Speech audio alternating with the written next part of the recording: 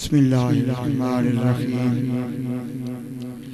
अल्हम्दुलिल्लाहिल्लज़ी खलक़स्समावाति वल अर्दीन वस्सलातु वस्सलामु अला रसूलिही अरसलहू रहमतल लिल आलमीन शफ़ीअल मुज़निबीन अकरमल अव्वलीन वल आखिरीन हबीबना व हबीब रब्बिल आलमीन व अला आलिहि तय्यबीन अत्ताहिरीन व असहाबिहिल मुकर्रमीन अल मुशर्रफीन। अम्मा बाद फ़अऊज़ु बिल्लाहि मिनश शैतानिर रजीम। बिस्मिल्लाहिर रहमानिर रहीम। वत्तीन वज़्ज़ैतून वतूर सीनीन व हाज़ल बलदिल अमीन। लक़द ख़लक़नल इंसान फ़ी अहसनि तक़वीम। सुम्मा रददनाहु अस्फ़ला साफ़िलीन इल्लल्लज़ीन आमनू व अमिलुस्सालिहात फ़लहुम अज्रुन ग़ैरु ममनून। फमा युकज़्ज़िबुक बअदु बिद्दीन अलैहिस्सलाहु बिअहकमिल हाकिमीन। क़ाल अन्नबिय्यु सल्लल्लाहु तआला अलैहि व अला आलिहि व सहबिही व बारक व सल्लम। इन्नल्लाह ख़लक़ आदम अला सूरतिही। सदक़ल्लाहुल अज़ीम व सदक़ रसूलुहुन नबियुल करीम। इन्नल्लाह व मलाइकतहू युसल्लूना अलन नबी या अय्युहल्लज़ीना आमनू सल्लू अलैहि व सल्लिमू तस्लीमा।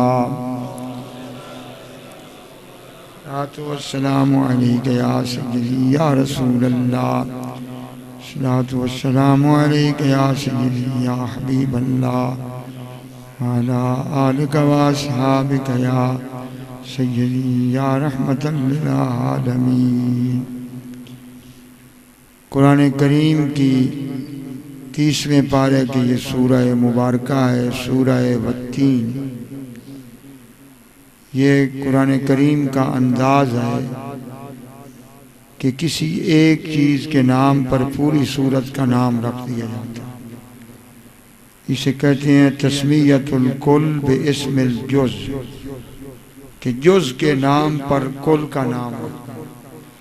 चूँकि इस सूरत मुबारका में 3 का जिक्र है, तो उस एक नाम के ऊपर पूरी सूरत का नाम सूरह तीन है। वत्तीन वज़्ज़ैतून, 3 अरबी में इंजीर के लिए 3 का लफ्ज़ आता है। ये दोनों दरख्त हैं, कसम है इंजीर की और जैतून की। वतूर सीनीना, और तूरे सैना भी ठीक है, तूरे सीना भी ठीक है। और कसम है तूरे सैना की। वहाज़ल बलदिल अमीन, और इस अमन वाले शहर यानी मक्का की। लक़द ख़लक़नल इंसान फ़ी अहसनि तक़वीम, यकीनन हमने इंसान को बेहतरीन एतदाल के साथ पैदा किया। अक्ल व शक्ल के लिहाज से, सूरत व सीरत के लिहाज से, दानिश के लिहाज से, तदबीर के लिहाज से कोई मखलूक इसकी मिस्ल नहीं। सबसे हमने इसे अहसन पैदा किया। अहले अरब की ज़ुबान अरबी का ये अंदाज था कि जब कोई मज़मून इंतहाई अहम होता था तो कसम उठाई जाती थी। तो कसम एक सिग्नल होता था कि होशियार हो जाओ, इसके बाद जो जिक्र हो रहा है मज़मून बहुत अहम है। तो उस मज़मून की अहमियत को कसम से जिक्र किया जाना उस मज़मून की अहमियत और अज़मत की दलील थी। असल मज़मून तो ये है कि लक़द ख़लक़नल इंसान फ़ी अहसनि तक़वीम, और इसके लिए कसम उठाई गई। इंजीर की कसम, जैतून की कसम, और उस पहाड़ की कसम जिस पे हज़रत मूसा कलीमुल्लाह अल्लाह से हम कलाम हुआ, और इस अमन वाले शहर मक्का की कसम। कसम की बड़ी हिकमतें हैं कसम उठाने की, लेकिन दो बातें कसम के सिलसिले में ज़ुबान अरब में मारूफ हैं। एक तो अल्लाह ताला जिस चीज़ की कसम उठाता है वो चीज़ अजमत वाली हो जाती है, जिसकी अल्लाह कसम उठाता है, और उसकी अजमत की कोई ना कोई वजह होती है। वश्शम्स वदुहाहा वल कमर इज़ा तलाहा वन नहार इज़ा जल्लाहा, इनकी कस्में साबका इल्हामी किताबों में नहीं उठाई गई।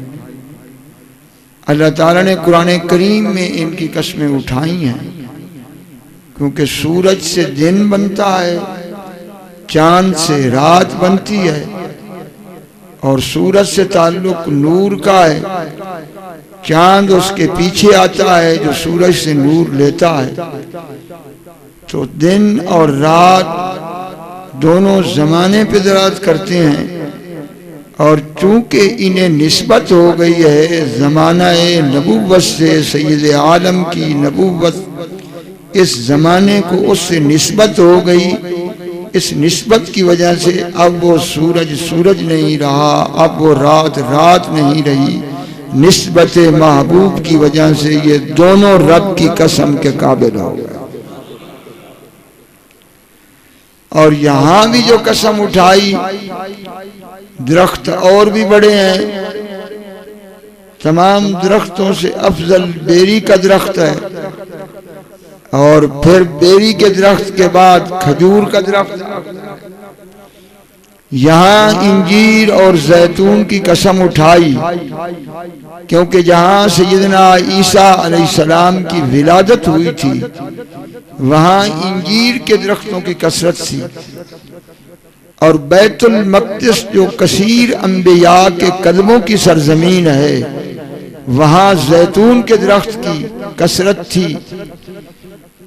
और तूरे सीना वो पहाड़ है जिसको ये शर्फ हासिल है कि हजरत कलीमुल्लाह को जो ऐलान नबूवत का हुक्म हुआ तो तूर से हुआ, और हजरत को जो सहीफे मिले, लौहें मिली, ऐलान नबूवत का हुक्म हुआ, पैगाम खुदाबंदी मिला तो वो तूर पर मिला।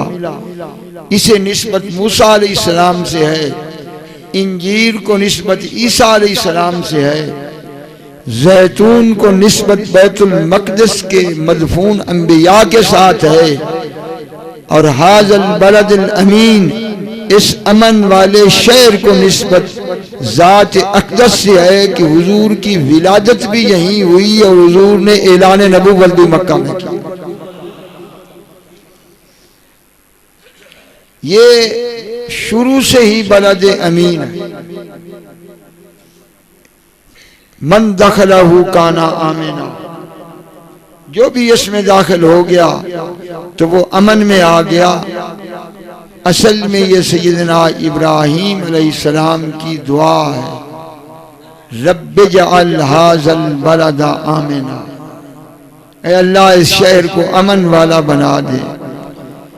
और ये इस कदर अमन वाला है कि सिर्फ इंसान ही नहीं पहचानते थे कि ये अमन वाला, बल्कि उस जमाने में जब हजरत इब्राहीम अलैहिस्सलाम ने ये दुआ की थी और अभी तामीर काबा नहीं हुआ था, तो अगर कोई चीता या दरिंदा हरन को शिकार करने के लिए भगाता था तो जैसे हुदूद अहरम आ जाती थी तो चीते का कदम हुदूद अहरम से आगे कभी नहीं जाता था, वो वहीं रुक जाता था और समझता था कि ये अमन वाला टुकड़ा आ गया है, यहां हम शिकार नहीं कर सकते।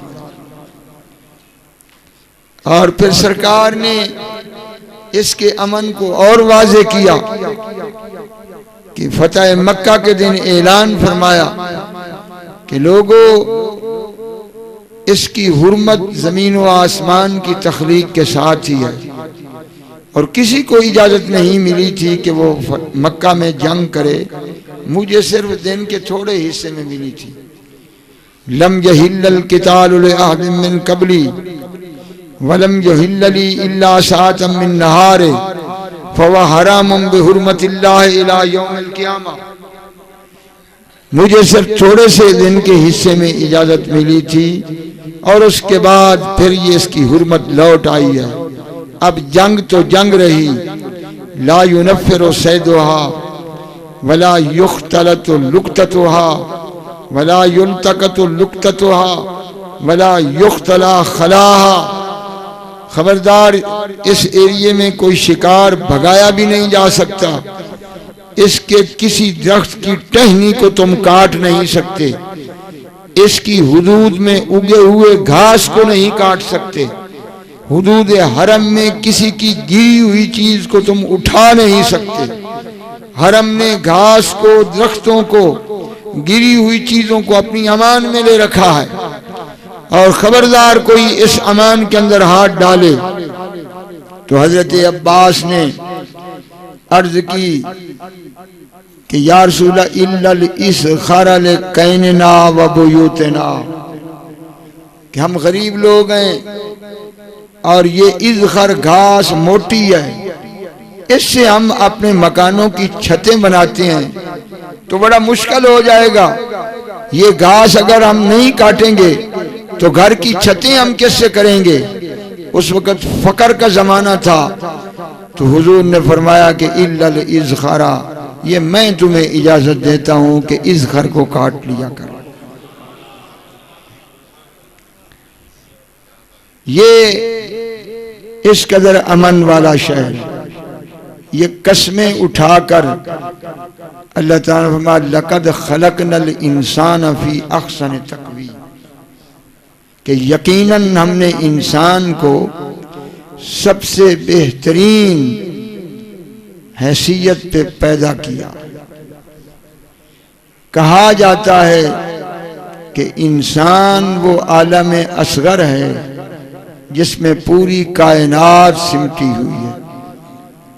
फ़तहसबु अन्नका जिर्मुन सग़ीरुन व फ़ीका तबा आलमुल अकबरू।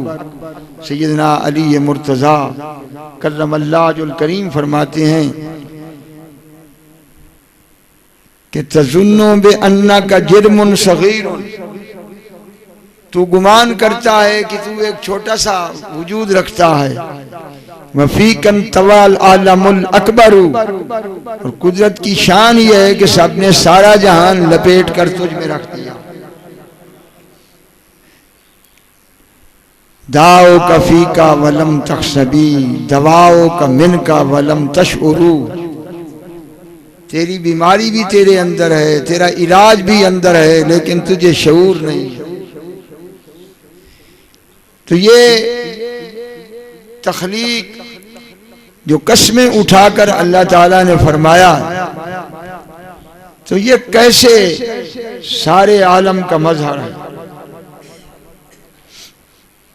आज इस पे कोशिश करेंगे गुफ्तगू करने की। तो याद रखें, जिसे अपनी खबर नहीं दूसरी चीजों की खबर करता फिरे तो वो क्या अक्लमंद है। घर में आग लगी हुई हो और बाहर बुझाता फिरे, कोई उसको अक्लमंद कहेगा। तो जो अपने आप को नहीं पहचानता और दूसरी चीजों के पहचानने के पीछे पड़ा हुआ है, तो कौन कहेगा कि ये अक्लमंद है। मैंने बड़ी कोशिश की, हदीसें बड़ी बलीग हैं, हर इंसान का फहम वहां नहीं पहुंच सकता, लेकिन हकीकत इंसान पर सूफियों के अलावा किसी ने कलम नहीं उठाया। और सूफियों ने ऐसा कलम उठाया है कि गैर मुस्लिम मुहक्किक भी हैरान हैं और परेशान हैं कि ये इल्म कहां से इन्होंने लिया। प्रोफेसर गिबन लिखता है कि ये बात मेरी अकल से बालातर है कि वो कौन सा सोर्स है जहां से गजाली इल्म लेकर कागज को पुर कर रहा। इकबाल ने भी ये कहा था ना कि अगर होता वो मजजूब फरंगी ये ज़माने तो इकबाल उसको बतलाता मकामे किबरिया क्या।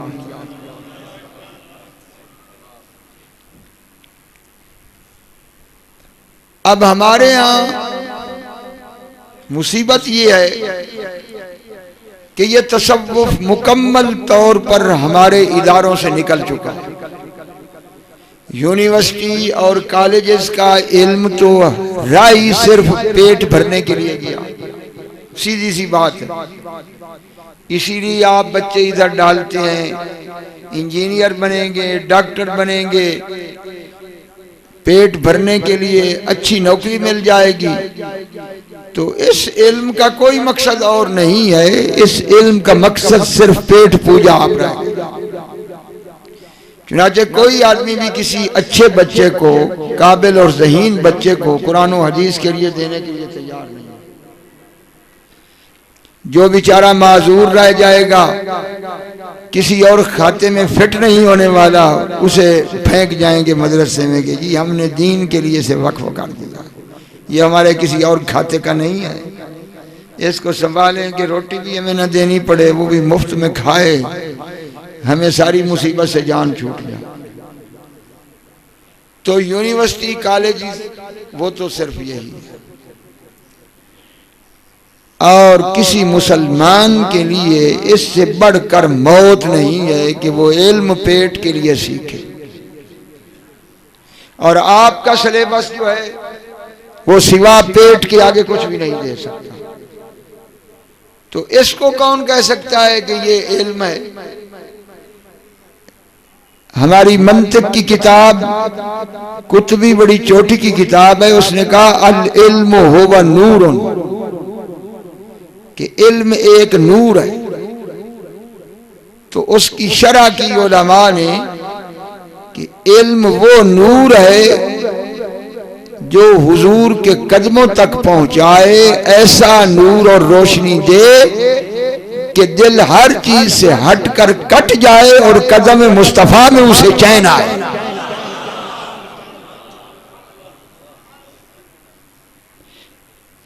वो इल्म है कि जो पेट के लिए हो। रूमी कहते हैं कि इल्म रा बर मन जनी यारे बवद और इल्म रा बर तन जनी मारे बवद, कि इल्म को दिल पर मारेगा तो तेरा यार रहेगा क़यामत तक, और इल्म को जिस्म के लिए पढ़ेगा तो ये तेरे साथ इल्म नहीं सांप है जो तुझे डस रहा है।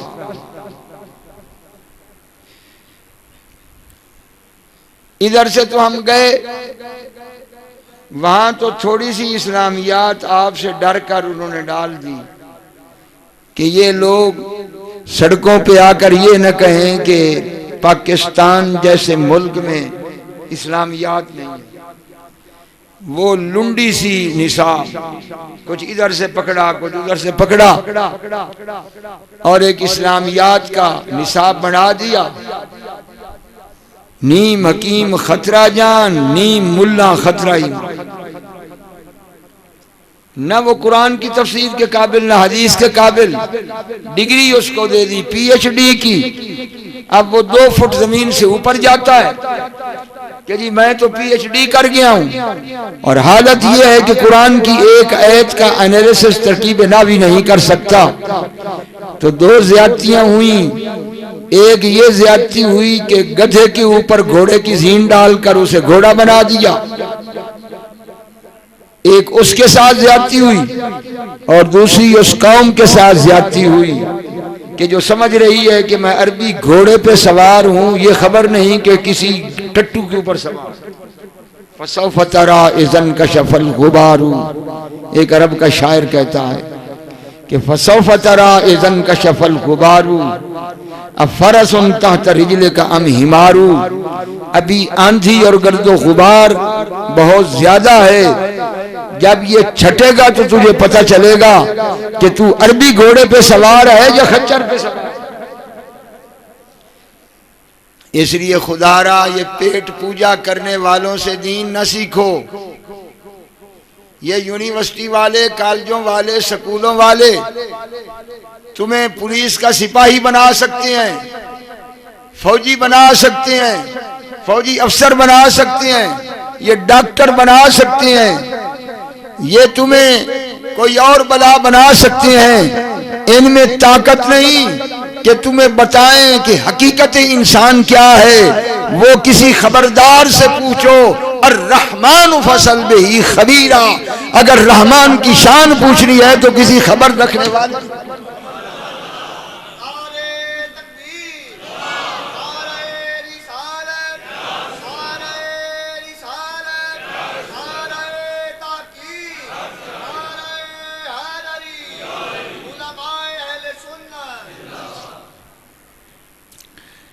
ये जो इंसान का पोस्टमार्टम किया है, इसकी अमराज और उसका इलाज, इसकी मंजिल और इसका रास्ता, उसकी रुकावटें और मंजिलों से गुजरते हुए हालात, मैंने नहीं देखा कुतुब में किसी ने इतनी हिम्मत और जुर्रत से जिक्र किया हो जो सूफिया की किताबों में पाया जाता है। इसलिए कि जब तक सरकार का नूर नसीब न हो सीना खोल सकता ही नहीं है। सद किताबो सरवरक दर नार को जाने बे दिल रा बसूए यार को, कि किताबों में नहीं है। हजरत ख्वाजा शाह सुलेमान तौसवी बड़े आलिम थे। किबला आलम ने जब फड़काया तो फरमाया कल हिदाया लेके आना जो सबसे चोटी की फिका की किताब है। मैं इम्तिहान लूंगा कि तू कितना आलिम है। चेक करना चाहते थे क्योंकि सिलसिला चिश्तिया में बड़ा मुश्किल है कि कोई गैर आलिम भी पीर बन जाए, बड़ा मुश्किल। मेरे एक शागिर्द थे, आजकल सरगोदा के बहुत बड़े पीर हैं, उनके बड़े मुरीद हैं। एक मुरीदनी से उन्होंने शादी भी कर ली। ये फैज उनको भी मिल गया, पीर को भी मिल गया। तो एक दिन मुझे मिल गए, कहने लगे उस्ताद जी ये मसला कैसा है, वो मसला कैसा है। मैंने कहा मसले छोड़, तू हमारा शागिर्द होकर पीर कामिल बन गया है, हम अभी तक मुरीद कामिल भी नहीं बन सके। मैंने कहा हमारी ये हालत है। तो हकीकत ये है कि जब तक हमने सूफिया को नहीं पढ़ा था उस वक्त तक हमें कुछ समझ नहीं आई कि इंसान क्या चीज है। और जब सूफिया की किताबों को पढ़ा तो फिर पता चला कि असल हकीकत क्या। अब वो तसव्वुफ काले यूनिवर्सिटियां तो खैर गई, किसी दारुल उलूम में भी नहीं है। बहुत ज्यादा हो कोई करीमा पढ़ा देगा, शेख सादी की बोस्तान गुलिस्तान पढ़ा देगा, न इह्याउल उलूम तसव्वुफ की रही, न लवाए इमाम जामी के रहे जो चोटी के औलिया पढ़ा करते थे, न कीमिया सादत कोर्स में थी वो रही। इसलिए पहले जब भी उलमा तकमील करते थे तो साथ ही खानकाह होती थी जहां रहकर वो तसव्वुफ सीखते भी थे, पढ़ते भी थे। और फिर जब निकलते थे तो वली कामिल बनकर निकलते थे। अब दारुल उलूमों में वो तसव्वुफ नहीं रहा, मौलवियत रहे। और जब तक मौलवियत हो काम नहीं बनता। आप दूसरे दिन हिदाया लेके आए तो आपने हिदायत का मुश्किल मकाम सुना, तसल्ली हो गई कि ये इल्म अब कामिल हो गया। तो उसके बाद फरमाया दर कंज़ो हिदाया नतफा याफ्त खुदा, कि खान साहब कंज़ो हिदाया में तुझे रब नहीं मिलेगा। दर सफ़ाए दिल बी बी के किताबे बे अज़ीनेश, तेरे दिल में जो इल्म है उस पे नजर रख कि कोई किताब दिल से बेहतर नहीं है। दिल की तरफ वैसे उंगली का इशारा किया तो फड़क कर पीर पठान उधर जा गए। बस उसी में सारी सफाई हो गई। ये क्या चीज थी? ये है चीज। अल्लाह ताला जिनको ये मनसब देता है उन्हें ये कुव्वत भी देता है।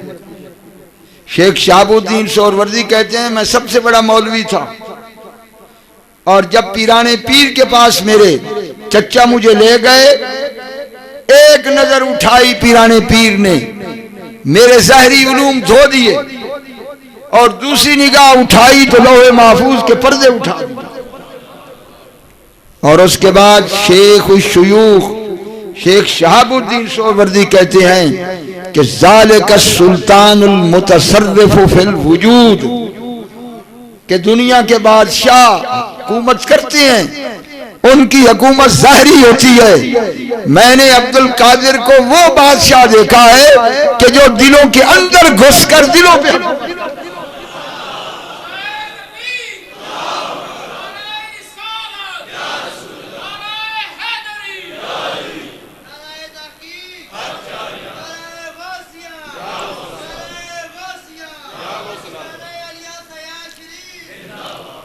कभी सुना है दरसे तसव्वुफ यूनिवर्सिटी के किसी प्रोफेसर से? वो दे कि जिसे कुछ आता ही नहीं तो वो दर्स क्या देगा। दूसरी वो कहेगा छोड़ें जी ये क्या चीज है, ये तो कोई ज़ैद चीज है, ये कोई चीज ही नहीं है। तो क्या मैं पूछ सकता हूं कि इन दर्स देने वालों ने कितने लोगों को कलमा पढ़ाया? पूरे रूए जमीन पे इस्लाम किसने फैलाया? क्या कोई मुअर्रिख, कोई रिसर्च करने वाला, रिसर्च फेलो मुझे बता सकता है कि समरकंद और बुखारा में इस्लाम कैसे आया? एक अरसा दराज तक इल्म ज़ाहिरी में और इल्म बातिनी में बुखारा लीड करता रहा, जहां से इमाम बुखारी जैसे लोग पैदा हुए। क्या वहां कोई लश्कर इस्लामी गया है जिसने समरकंदो बुखारा को कलमा पढ़ाया है? कैसे इस्लाम आया? दारुल उलूम तो तब बने जब मुसलमान हुए। मैं बुनियाद की बात कर रहा हूं कि समरकंदो बुखारा को किसने मुसलमान किया? इमाम शामिल एक वली था जिसने पूरे समरकंदो बुखारा को इस्लाम दिया।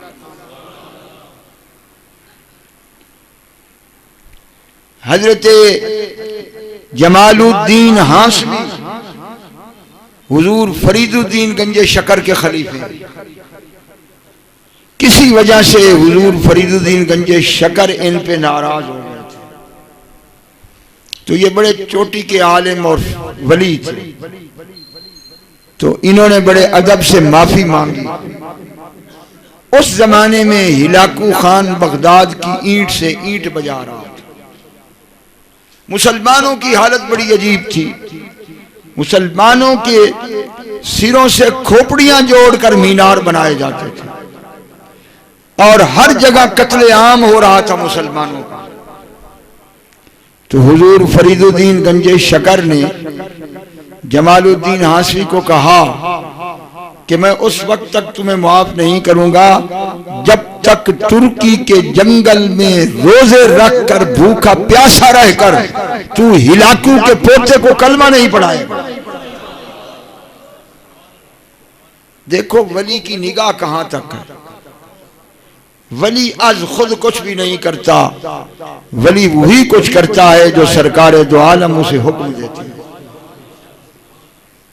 चुनाचे आपने अजूदन से हिजरत की और चंद एक अपने साथियों के साथ पैदल तुर्की का सफर और तुर्की के जंगल में डेरा लगा, जहां कोई और रहने की गुंजाइश नहीं थी, खाने पीने का कोई सामान नहीं था, रोजा रखकर जंगल की चीजों पे गुजारा था और हुक्म यह था कि जब तक मुसलमान नहीं करना वापस नहीं आना।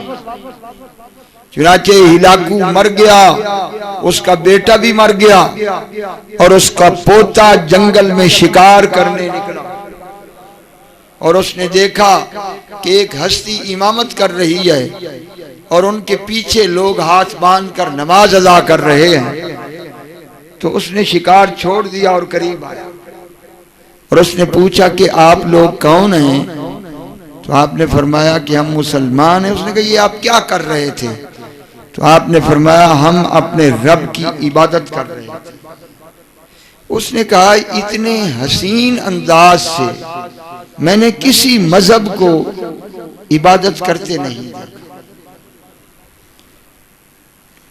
तो आपने फरमाया कि क्या तू हमारे मजहब को कबूल करेगा? उसने कहा मैं तो कबूल कर गया हूं, लेकिन आज मैं नहीं चाहता कि मैं ऐलान करूं। मैं जिस दिन तख्त पर बैठूंगा तो आप उस दिन आना और उस दिन मैं ऐलान करूंगा मुसलमान होने का, ताकि मेरी सारी रियाया भी इस्लाम कबूल करे। तो हजरत जमालुद्दीन हाशमी का इंतकाल हो गया। आपने अपने खलीफे को कहा कि मैं इस दुनिया से रुखसत हो रहा हूं और ये काम बाबा साहब ने दिया है और इसने वादा किया जिस दिन इसकी बारी आएगी ना उस दिन जाकर तूने इसे इस्लाम सिखाना। और कमाल की बात यह थी कि वो खलीफा अपने पीर की जात में इतना फना था कि जिस दिन हिलाकू तख्त पे बैठा और उस दिन आप उसके दरबार में गए तो उसकी सूरत जमालुद्दीन हाशमी की सूरत से इतनी मिलती थी कि पीर मुरीद की शक्ल में फर्क ही नहीं था। हिलाकू ने यह नहीं कहा कि वो कहाँ है, उसने कहा ठीक है मैंने पहचान लिया और आपसे जो वादा किया था वो भी मुझे। मुरीद हो तो अपने पीर के रंग में ऐसा रंगा। तो उन्होंने कहा कि तू अपना वादा पूरा कर। उसने कहा बिल्कुल मैं वादा पूरा करने के लिए तैयार हूं। उसके दरबार में एक शिया खबीस बैठा था। उसने कहा कि नहीं हजूर, जब तक इसका इम्तिहान न लिया जाए आप मजहब कबूल कर रहे हैं, कोई मामूली बात तो नहीं, कुछ सदाकत तो नजर आए कि जिसके हाथ पर आप इस्लाम कबूल कर रहे हैं कि वो सच्चा मजहब है और सारी दुनिया देखे। तो आपने कहा कि क्या तेरा मतलब है? उसने कहा कि जी अगर ये इस्लाम सच्चा मजहब है तो हमारे मुल्क के फलाने पहलवान के साथ ये कुश्ती करें। अगर वाकई इसने उसको पछाड़ दिया तो हम मान जाएंगे कि इसमें कोई माफौकुल असबाब कुव्वत है। तो आपने कहा कि ये तेरी शर्त तो नहीं थी, तूने तो ये शर्त नहीं लगाई थी। उसने कहा कि जी चूंकि ये सब लोगों का मामला है और ये बात अब निकल आई है, हमने फरमाया ठीक है वक्त मुकर्रर कर दो। दिन मुकर्रर हुआ। वो सबसे बड़ा पहलवान जो था उसे मुंतखब किया गया। ये भूखा प्यासा रहने वाला रोजे वाला दरवेश जिसे कभी खाना ही नहीं मिला था, उसने एक हाथ जो उसके बाजू पे डाला ना तो उसकी चीख निकल गई। उसने कहा खुदा के लिए छोड़ दे वरना मेरे जिस्म से जान निकल रही है। उसने कहा भाई मैं तो इसके एक हाथ लगने की ताकत बर्दाश्त नहीं कर सकता, मैं ऐसे कुश्ती क्या करूं। तो उसने फिर बदमाशी की। उसने कहा जी नहीं एक और इम्तिहान भी है कि जहर जो है ना उसको सिक्के के साथ पिघला कर ये पी जाए। अगर सच्चा हुआ तो इसे जहर कोई नुकसान नहीं देगी। आपने फरमाया ले आओ। तो लोहे को आग के अंदर पिघला कर उसमें जहर डाली गई। उस मर्द दरवेश ने पकड़ा और कहा बिस्मिल्लाहिल्लज़ी ला यदुर्रु मा इस्मिही शैउन फिल अर्ज़ि वला फिस समाई वहुवस समीउल अलीम। ये पढ़कर वो उबलता हुआ पानी वो पी गया। जब देखा कि कुछ भी नहीं हुआ तो वो भी मुसलमान हो गया। जितने लोग थे सारे मुसलमान हो गए। उसी की नस्ल में से ये मुगलिया थे जिन्होंने 1000 साल हिंदुस्तान में इस्लामी हुकूमत की। और औरंगजेब आलमगीर उसी की नस्ल से था जिसने फतवा आलमगीरिया मुरतब किया। बताओ एक मर्द दरवेश क्या कुछ कर गया। सन 1400 ईस्वी तक पूरे कश्मीर में या हिंदू थे या सिख थे। पूरे कश्मीर की बात कर रहा हूं। सन 1400 ईस्वी तक। 1400 ईस्वी के बाद सरकार के हुक्म पर शाह हमदान ईरान से चले और उनके साथ कसीर आलिम मुरीद थे। आज भी शकरदू और गिलगित के रास्ते पे उनके हाथों से कच्ची मिट्टी से बनाई हुई मस्जिदें मौजूद हैं। वो ईरान से पैदल आए थे सन 1400 ईस्वी में और 3 दफा उन्होंने कश्मीर का दौरा किया और पूरे कश्मीर को कलमा पढ़ा दिया। और पूरा पंजाब, आपको पता है कि आज हम बैठे हैं, हम कैसे मुसलमान हुए। हमारी 8वीं या 9वीं पोस्ट को उठा के देखो, या हमारा बाबा सिख होगा या हिंदू होगा। ये 2 मजहब इस खित्ते में चल रहे थे। पूरा पंजाब की बात कर रहा हूं, इस पंजाब की। इस पूरे पंजाब को कलमा पढ़ाया है तो हुजूर फरीदुद्दीन गंजे शकर ने पढ़ाया। जैसे कुरान करीम में है, वरायतन नास यदखुलून फी दीनिल्लाहि अफवाजा। ऐ महबूब, तूने देख लिया कि लोग फौज दर फौज अल्लाह के दीन में दाखिल हो रहे हैं। कोई मुल्ला ये न समझे कि इसका ताल्लुक सिर्फ उन जहरी लोगों से था कि हुजूर उस तवानाए वफूद पर सुबह से शाम तक बैठते आखिरी अय्याम हयात मुबारका में, और यमन और दूर दूर दराज मकामात से लोग सफ दर सफ फौज दर फौज आते थे और हुजूर के हाथ पर इस्लाम कबूल करके सच्ची तौबा करते थे।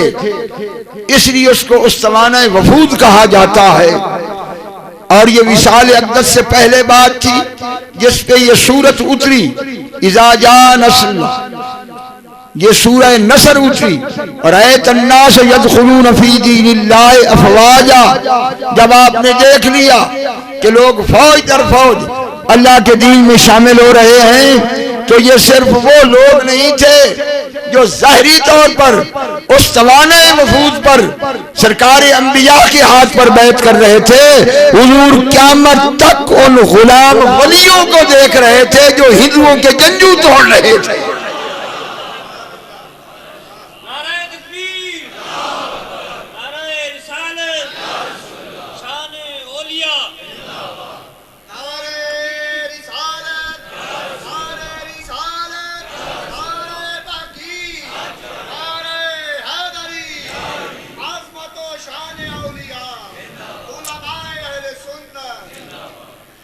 बिल्कुल वही नक्शा पाकपटन में था। बड़े बड़े जोगी आए जिनके परख्ते उड़ा के फरीदुद्दीन गंजे शकर ने रखा। आपका लक़ब ही ज़ुहदुल अंबिया है। जितनी आपने मुजाहिदा किया है हजूर की उम्मत में शायद किसी ने किया। और ये मुजाहिदे इसलिए थे क्योंकि हिंदू जोगी उस वक्त बड़े मुजाहिदे करते थे। कोई भी आपके मुकाबले में नहीं आ सका। जो भी आया है कलमा पढ़कर गुलाम बन गया। और आप इसी पाकपटन पे बैठते थे जिसे बहिश्ती गली कहा जाता है, और लोगों ने जंजू डाले होते थे, ये हिंदुओं की निशानी होती थी। आप सबसे पहले तोड़कर उसे फेंकते थे और उसके बाद कलमा पढ़ाते थे। और शाम को इतना ढेर लग जाता था कि एक पूरा लश्कर सफाई करता था। वो जंजू जो तोड़े गए थे हजरत बाबा साहब ने पूरे पंजाब को कलमा पढ़ाया। दूसरे नंबर पे मखदूम शाह जहानिया ने कलमा पढ़ाया। तो तुम किस तबलीग की बात करते हो? तुम्हें उनका एहसान भूल गया है जिसने हमें मुसलमान किया है, हमारे अबाओ अजदाद को मुसलमान किया है। और इस्लाम, ये न कहना, ये गलत नजरिया है। इस्लाम तलवार से भी फैला है, इस्लाम किरदार से भी फैला है, और असल इस्लाम सूफिया से फैला।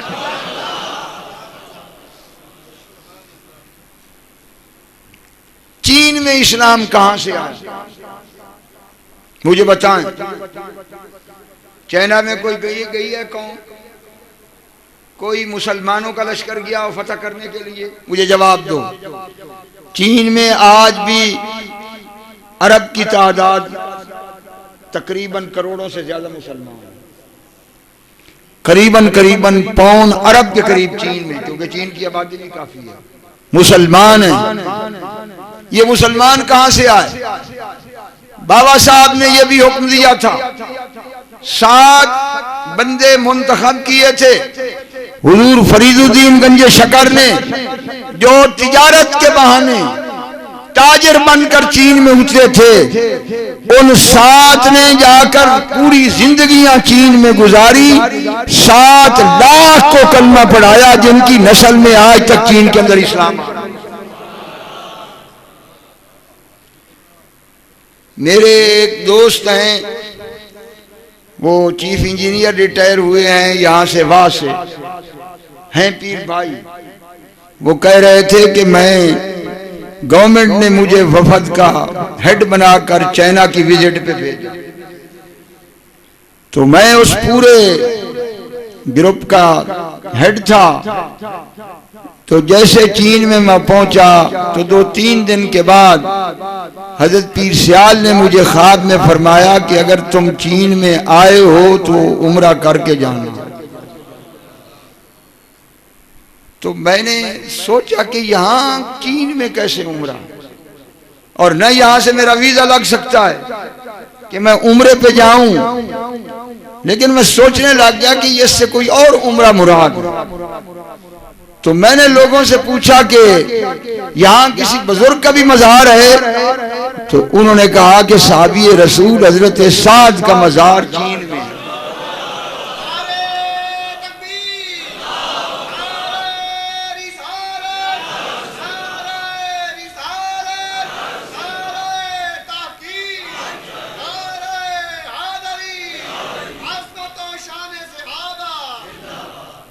अल्लाह ताला के वली इस हद तक देख रहे हैं पूरी रूए ज़मीन को, और इस हद तक वो तरबियत करने वाले हैं। ये न समझे कि फौत हो गए, जिंदा वहां तक नहीं देख सकता जितना वली फौत हुआ देख सकता।